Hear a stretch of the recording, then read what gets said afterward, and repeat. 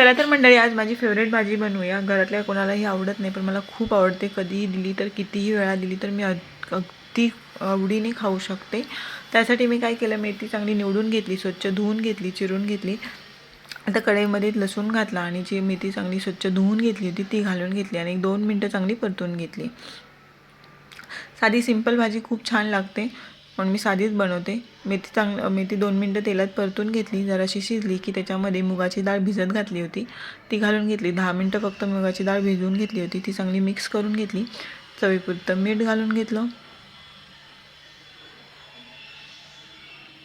आणि 1-2 मिनटं परतून घेतलं.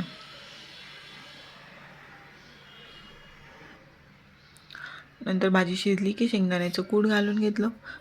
झाली झटपट तयार मेथीची भाजी. गरम गरम चपातीसोबत चवीला एकदम मस्त लागते. नक्की ट्राय करा आणि जाता जाता तेवढं चॅनलला सबस्क्राईब करून जावा. धन्यवाद.